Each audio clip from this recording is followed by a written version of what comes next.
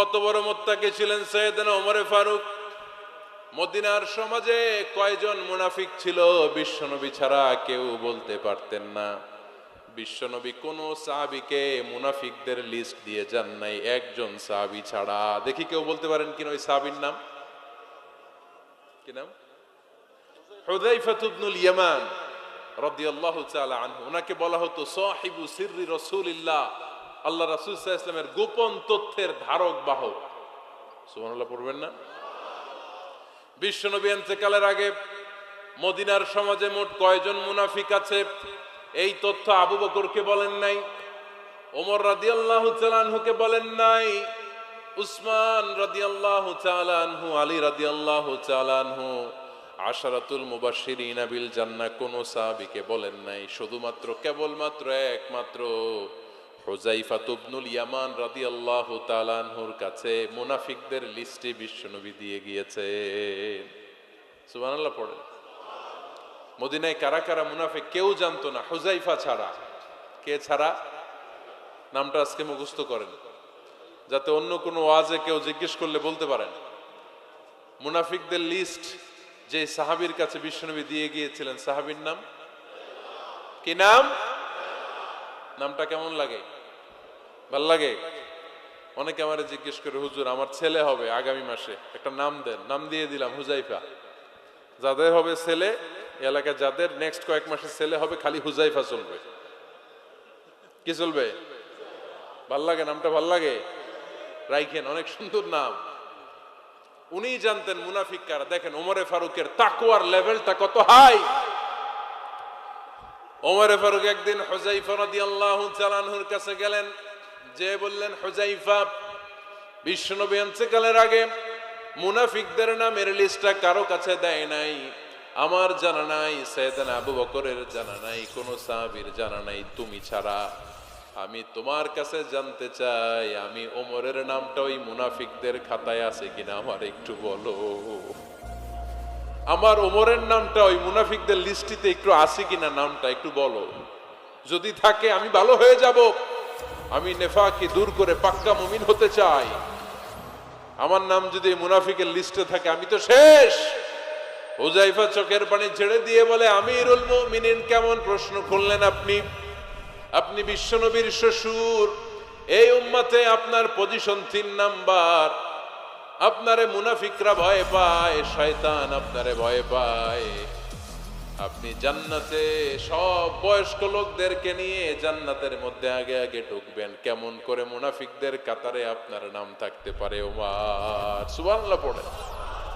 কি বিনয়ী, কি তাকওয়া। হুযায়ফাকে যে ধরতেন, হুযায়ফা একটু বলো না আমার নামটা মুনাফিকদের লিস্টিতে আছে কিনা।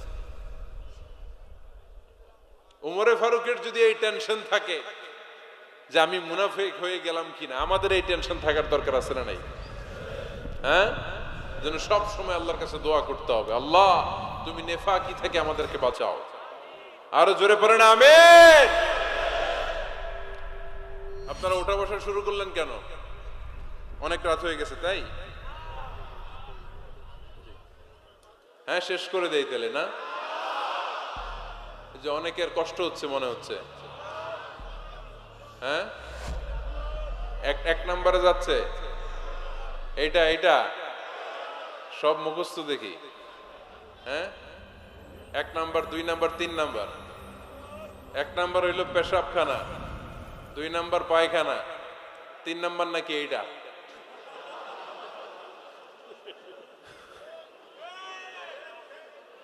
আছে না নাই? না। সিগারেট কোন মুসলমান খেতে পারে? সিগারেট হয় টোবাকো প্ল্যান্টস থেকে, তামাক পাতা। ফরিদপুরে চাষ হয় নাকি? হয়। কোন থানায় হয় বেশি? হ্যাঁ, তামাক ক্ষেত যারা দেখছেন, কোনো বেড়া লাগানো লাগে? কারণ ছাগলেও মুখ দেয় না। তো যেটা ছাগলে খায় না, এটা কোনো মুমিন বান্দা খাইতে পারে? তো খান কেন এগুলো, পচা জিনিস?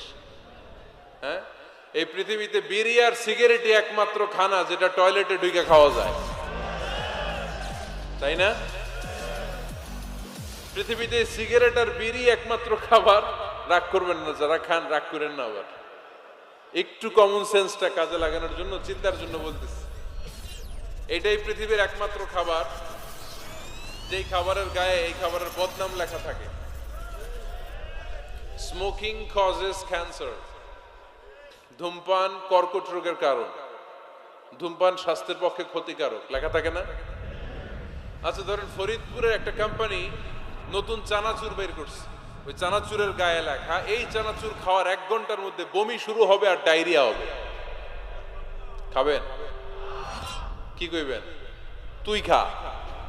দোকানদারে কি কইবেন? তুই খা, তোর বমি হোক, তোর 14 গোষ্ঠীর ডায়রিয়া হোক, আমি টাকা দিয়ে এগুলো কিনবো না, ঠিক কিনা? কারণ এই প্রোডাক্টের গায়ে এই প্রোডাক্টের বদনাম লেখা, এটা আমরা কিনবো কেন? কিন্তু সিগারেটের উপরে সিগারেটের বদনাম লেখা থাকার পরও আমরা খাই, টয়লেটে বসে খাই। এটার মধ্যে একটা পয়জন আছে, এটাকে বলে স্লো পয়জন, নিকোটিন।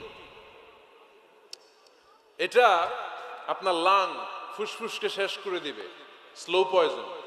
সিগারেট খাওয়া অনেকটা আত্মহত্যা শামিল। বিষ খেলে সাথে সাথে মরে, সিগারেট খেলে ধুকে ধুকে মরে। আর সিগারেট থেকে হিরোইন, গাঁজা, ফেন্সিডিল, ইয়াবা, মেরিজুয়ানার পথে মানুষ পথ বাড়ায়, পা বাড়ায়, তাই না? এগুলো খাবেন না। ওয়ালা তুলকু আইদিকুম ইলা তাহলুকা, নিজেকে স্বেচ্ছায় ধ্বংসের দিকে ঠেলে দিও না। জীবনটা অনেক সুন্দর, জীবনটা অনেক রঙিন, আল্লাহর দেয় জীবনটাকে উপভোগ করার দরকার আছে না নাই? এই জন্য সিগারেটকে এই ফরিদপুরের প্রোগ্রাম থেকে আমরা আজকে নো বলে দিলাম। কি বলে দিব? আওয়াজ করে সবাইকে আমরা সবাই একসাথে বলবো, সিগারেটকে কি বললাম? মনে থাকবে না? মাহফিলের প্যান্ডেল থেকে বাইর হয়ে আবার ইয়েস, হ্যাঁ না, ইয়েস করা যাবে না। সিগারেটকে কি বললাম? নো। ওমর ফারুক রাদিয়াল্লাহু তাআলা আনহু আমাদের সুপার হিরো, আমাদের সবাই বলেন আমাদের। উনি কত বড় সুপার হিরো শুনেন। উনি জুমার খুতবা দিচ্ছেন, কি দিচ্ছেন? মসজিদে নববীতে। খুতবার মাঝখানে হঠাৎ বললেন, ইয়া সারিয়াতাল জাবাল, ইয়া সারিয়াত ইবনে জানিমিল জাবাল। এই কথা বলেই আবার খুতবা দিতে শুরু করলেন। উনার এই ইয়া সারিয়াত ইবনে জানিমিল জাবালের সাথে আগের কথারও কোনো মিল নাই, পরের কথারও কোনো মিল নাই। জুমার নামাজের পর মুসল্লি সাহাবারা ধরলেন, বললেন, ইয়া আমির আল মুমিনিন।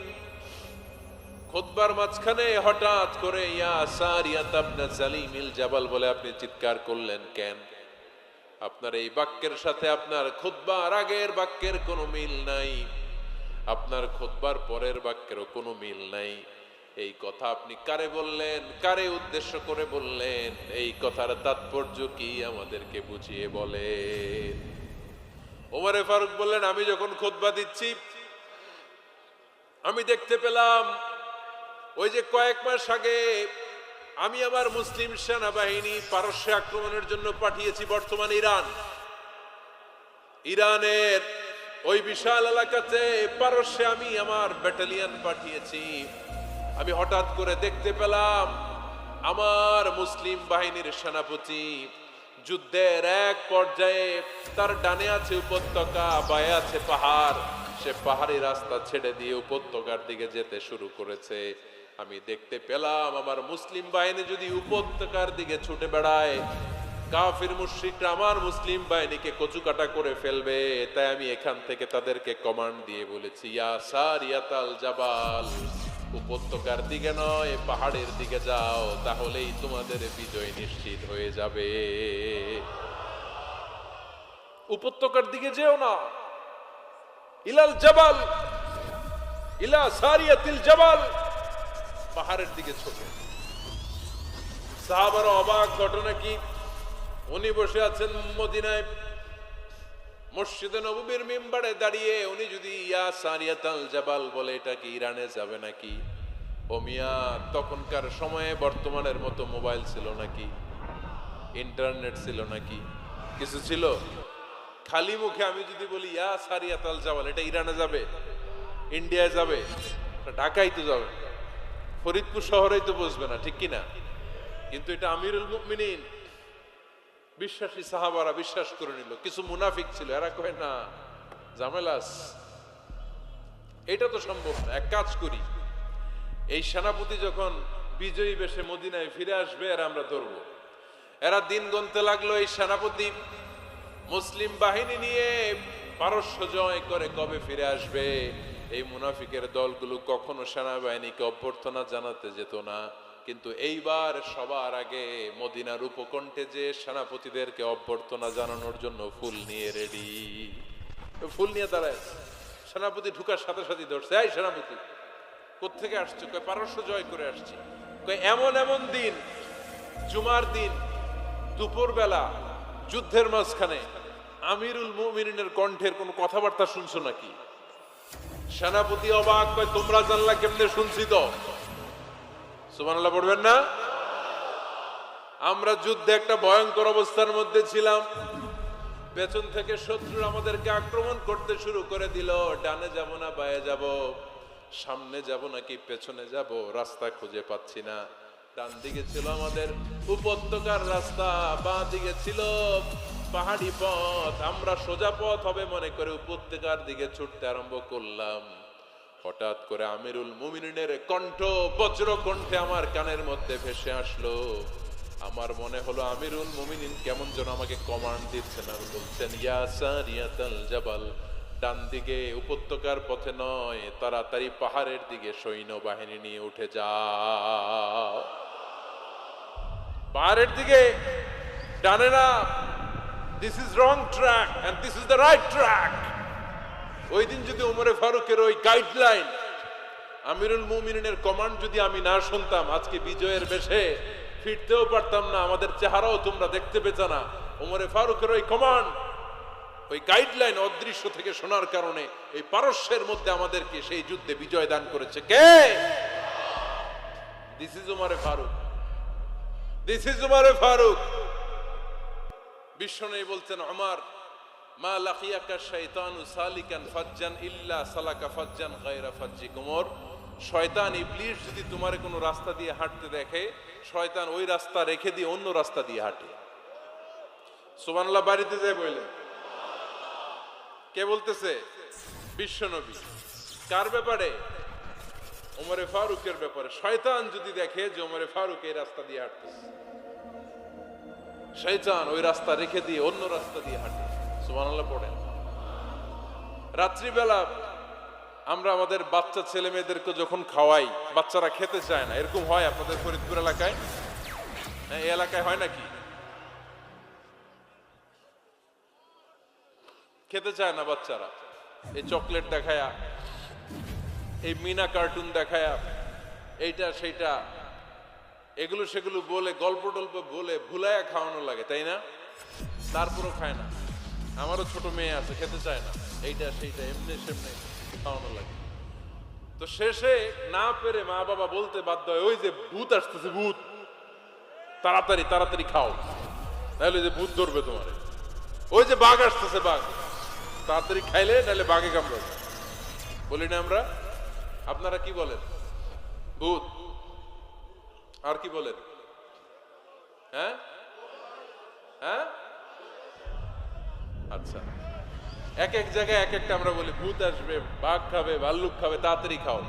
মদিনাতে যখন ওমরে ফারুক আমিরুল মুমিনিন, মদিনার মায়েরাও বাচ্চাদেরকে খাওয়াতে পারতো না, ছোট্ট মেয়েদেরকে খাওয়াতে পারতো না, খাওয়া নিয়ে যন্ত্রণা করতো। বাচ্চারা যখন মদিনায় খেতে চাইতো না রাত্রিবেলায়, মদিনার মায়েরা বলতো, তাড়াতাড়ি খাও, হা হুয়া ইয়াতি উমর, হা হুয়া ইয়াতি উমর, তাড়াতাড়ি খা, নাইলে ওই যে ওমর আসতেছে, Omar. This is our super hero সাইয়েদনা ওমর ফারুক রাদিয়াল্লাহু তাআলা আনহু। শুধু শয়তানি ভয় পেত না, মুনাফিকরাও ভয় পেত, জমের মতো ভয়। শুধু তাই না, আমাদের আম্মাজান বিষ্ণু ইসা ইসলামের স্ত্রীরাও